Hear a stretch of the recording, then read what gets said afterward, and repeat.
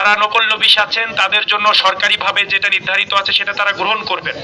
এর বাইরে গিয়ে জনগণের কাছ থেকে টাকা দিয়ে টাকার অনুপাত অনুযায়ী তাদের কাছ থেকে যে মানুষের কাছ থেকে বিভিন্নভাবে তাদেরকে আটকে রেখে টাকা আদায় করা হয় সমিতির নামে, আমরা এই সমিতি ব্যবস্থা দেখতে চাই না। আমরা এই অফিস থেকে চাই না নতুন করে আর কোনো নেতৃবর্গের কাছে টাকা পয়সা নিয়ে ভাগ বটারা চলুক। এই জন্য এই ভাগ বটারাটা বন্ধ হতে হবে। এখানে জনগণের যেটা সরকারি ফিস সেই অনুযায়ী কার্যক্রম পরিচালনা করতে হবে। সম্মানিত সাংবাদিক বন্ধুগণ, সম্মানিত যারা আমাদের এখানে রেজিস্ট্রি কাজের জন্য এখানে উপস্থিত হয়েছেন, আমাদের এখানে যারা মহুরার সমিতির সদস্যবৃন্দ আছেন, এখানে যারা নকল নবিশ আছেন, সকলকে আন্তরিক সালাম, আসসালামু আলাইকুম রহমতুল্লাহ। সম্মানিত উপস্থিতি, আপনারা জানেন যে জনগণের একটি বিরাট সেবার জায়গা হচ্ছে আমাদের সাব রেজিস্ট্রার অফিস। জনগণ প্রতিনিয়তই এই দপ্তরে আসেন তাদের প্রয়োজনীয় কাজের জন্য, কিন্তু বাস্তবতার নিরিখেই আমরা দেখতে পাই যে এখানকার কাজগুলোর জন্য সকাল থেকে এসে সারাদিন মানুষকে বসে থাকা লাগে।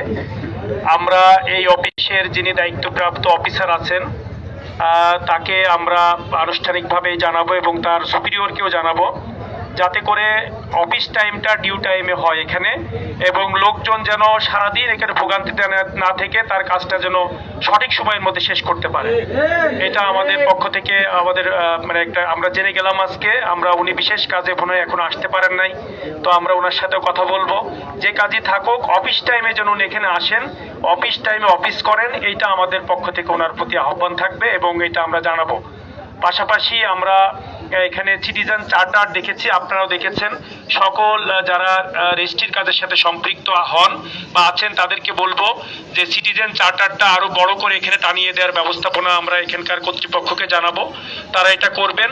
সিটিজেন চার্টারে যে ফিসগুলো আছে, যেগুলোর সরকারিভাবে আপনাদেরকে রসিদ প্রদান করা হয়, আপনারা সেগুলো প্রদান করবেন। এর বাইরে যারা আমাদের এখানে যারা মহুরার হিসেবে কাজ করেন তাদের যে পারিশ্রমিক আছে তারা সেটা গ্রহণ করবেন। যারা নকল নবিশ আছেন তাদের জন্য সরকারিভাবে যেটা নির্ধারিত আছে সেটা তারা গ্রহণ করবেন। এর বাইরে গিয়ে জনগণের কাছ থেকে টাকা দিয়ে টাকার অনুপাত অনুযায়ী তাদের কাছ থেকে যে মানুষের কাছ থেকে বিভিন্নভাবে তাদেরকে আটকে রেখে টাকা আদায় করা হয় সমিতির নামে, আমরা এই সমিতি ব্যবস্থা দেখতে চাই না। আমরা চাই এখান থেকে জনগণ এখান থেকে তার প্রপার খরচ বেয়ার করে রাষ্ট্রকে টাকা দিয়ে তার কাজ করুক। এখানে অন্য কোনো দপ্তর, অন্য কোনো অফিসার বা অন্য কোনো রাজনৈতিক ব্যক্তি, অন্য কোনো প্রতিষ্ঠান এখান থেকে লাভবান হোক ব্যক্তিগতভাবে, এটা আমরা বরদাস্ত করবো না ইনশাআল্লাহ। এই জন্য আপনাদের কাছে আমাদের আহ্বান, আমরা সবাইকে সাথে নিয়ে আমাদের এই চুয়াডাঙ্গা আলমডাঙ্গার মানুষকে তার প্রকৃত অধিকার ফিরিয়ে দিতে চাই। রাজনৈতিক